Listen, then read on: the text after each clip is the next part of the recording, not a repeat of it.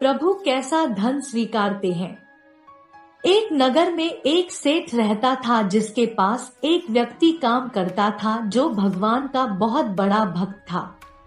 वह सदा भगवान के भजन कीर्तन सत्संग आदि का लाभ लेता रहता था।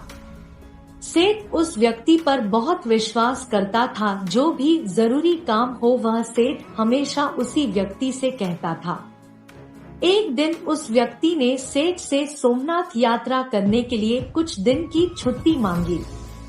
सेठ जी ने उसे छुट्टी देते हुए कहा, भाई मैं तो हमेशा अपने व्यापार के काम में व्यस्त रहता हूँ, जिसके कारण कभी तीर्थ यात्रा का लाभ नहीं ले पाता। सेठ ने उस व्यक्ति से कहा, तुम जा ही रहे हो तो यह लो 10 मुद्रा मेरी ओर से श्री सोमनाथ प्रभु के चरणों में समर्पित कर देना। भक्त सेठ से 10 मुद्रा लेकर सोमनाथ यात्रा पर निकल गया। कई दिन की पैदल यात्रा करने के बाद वह श्री सोमनाथ पहुंच ही गया। मंदिर की ओर प्रस्थान करते समय उसने रास्ते में देखा कि कुछ बच्चे भोजन के लिए तरस रहे थे और भोलेनाथ का नाम लेकर भिक्षा मांग रहे थे। वह बच्चे काफी दुखी लग रहे थे। सभी की आंखों से अश्रुधारा बह रही थी। यह देखकर उस भक्त के मन में दया आ गई। उस व्यक्ति ने सोचा, क्यों ना सेठ के 10 मुद्रा से इन बच्चों को भोजन करा दूं। और उसने वैसा ही किया।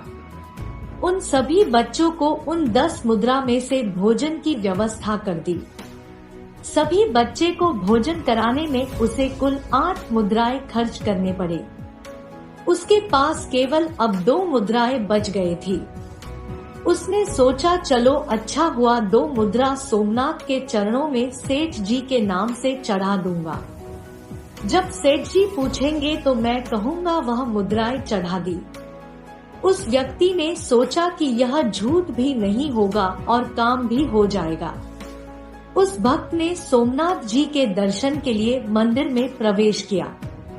श्री सोमनाथ जी के दर्शन करते हुए भोलेनाथ को अपने हृदय में विराजमान कराया और अंत में उसने सेठ जी की वह बची हुए 2 मुद्राएं भी सोमनाथ महादेव के चरणों में चढ़ा दी और बोला, यह 2 मुद्राएं सेठ जी ने भेजी है। सद्भाग्य से उसी रात सेठ जी के स्वप्न में भगवान शिव आए और आशीर्वाद देते हुए बोले, सेठ जी तुम्हारी 8 मुद्राएं मुझे मिल गई है। यह कहकर भगवान शिव अंतर्ध्यान हो गए। सेठ जी अचानक स्वप्न से जाग गए और सोचने लगे, मेरा नौकर तो बड़ा ईमानदार है, पर अचानक उसे क्या जरूरत पड़ गई कि उसने 2 मुद्राएं भगवान को कम चढ़ाई। उसने 2 मुद्रा का क्या किया होगा। अब काफी दिन बीतने के बाद भक्त वापस आया और सेठ के पास पहुंचा। सेठ ने कहा कि मेरे पैसे भगवान शिव को चढ़ा दिए थे। भक्त बोला, हाँ मैंने पैसे चढ़ा दिए। सेठ ने कहा, पर तुमने 8 मुद्राएं क्यों चढ़ाई? 2 मुद्राएं किस काम में प्रयोग की? तब भक्त ने सारी बात बताई कि उसने 8 मुद्राएं से भूखे बच्चों को भोजन करा दिया था और भगवान शिव को केवल 2 मुद्रा ही चढ़ाई थी। सेठ सारी बात समझ गया और भक्त के चरणों में गिर पड़ा और बोला, आप धन्य हो, आपकी वजह से मुझे भगवान शिव के दर्शन हो गए।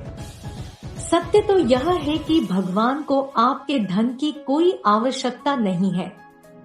भगवान को वह 8 मुद्राएं स्वीकार है जो जीव मात्र की सेवा में खर्च किए गए। प्रभु प्रेमियों, जीव मात्र की सेवा करने से ही प्रभु की प्राप्ति का द्वार खुलता है, क्योंकि हर जीव में परमात्मा का वास होता है। धन्यवाद। आपको कैसा लगा यह वीडियो कमेंट करके बताएं।